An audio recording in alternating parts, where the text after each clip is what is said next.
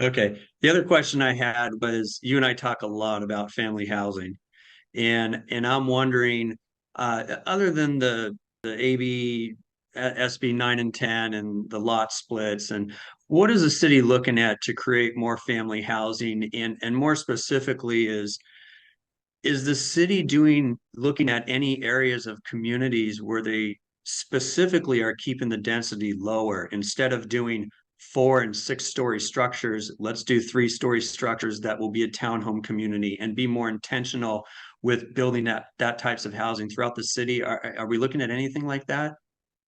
Yeah, so you and I have had a lot of conversations about this and fortunately agree on the issue. But San Diego, has a lack of housing in all communities, which is largely the result of an undersupply of housing for decades.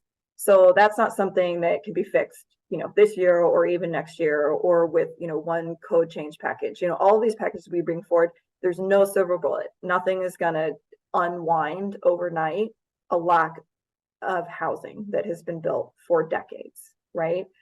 But what we do have the opportunity now is to look at how we can begin to rectify that. But it's not just about providing housing, it's providing housing that people in our community need to live in. So what we hear a lot of the times is, can we go build housing capacity on a commercial corridor that would be less controversial because it's not as disruptive to somebody's life, less controversy. Unfortunately, projects that are the least controversial oftentimes do not serve the needs and bring us the outcomes that our city needs. I know few families with children that would like to live on a commercial corridor and raise their children there, myself included. I do live very near a commercial corridor, very, very, very near to it, and enjoy all of the benefits of walking and raising my children in a very urban environment. It's wonderful. But if you told me that I had to live with them in a 600 square foot micro unit on a commercial corridor itself, that would not work. And I am not the only one, right? We have families with children and intergenerational families all across our city. And if we only try to address our housing crisis through one product type, it's simply not going to work.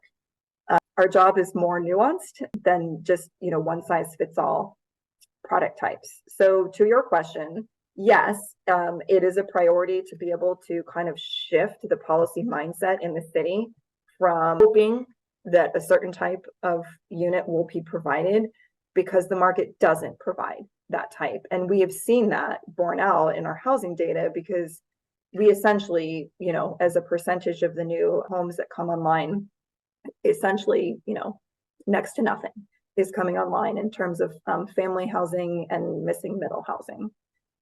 The other issue that we have that is missing is we have a complete lack of home ownership opportunities coming online. So again, we see a lot of rental housing, and that's great. We need more housing, but we still need to focus on the things that the market is not naturally delivering that our society and our community needs. There's a lot of barriers and challenges that come to providing for that home ownership opportunity that's going to require some action from the state. I think the Subdivision Map Act is in need of some reform that it hasn't gotten in a long time. Subdivision Map Act is great for ensuring that, that we're not building antiquated subdivisions that don't have access to utilities and roads and et cetera. However, in an urban environment, there's less of those concerns if they can be designed, to certain standards. I think that we really do need some reform to that process to make that simpler to get a lot of these homes into homeownership opportunities. In terms of the family housing, we're looking at 2, ideally 3-bedroom homes for families. We see the market, usually the unit mix. You can correct me if I'm wrong, but my understanding is that the unit mixes are typically coming out at maybe 10 to 20% of 2-bedroom or larger at most onto the development projects. And that doesn't match up with the demographics of our population. Right. So the answer to that is yes, we do have more work to do. It is something that we always keep in mind. We do need to have that kind of lower density zoning available for townhomes and row homes that do provide families with children opportunities to get into homeownership and just live. but we do have to, really look carefully. We're a largely built out city. It's not an issue of, snapping our fingers and creating more land.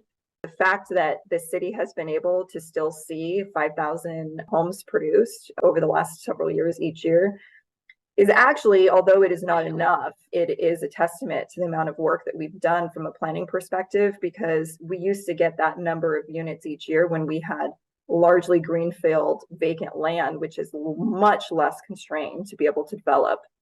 So it takes a lot of difficult conversations with respect to missing middle housing and providing for those types of missing middle homes. It takes looking at the history of redlining across our city and looking at how we can tailor our zoning policies to be anti-racist sounding policies.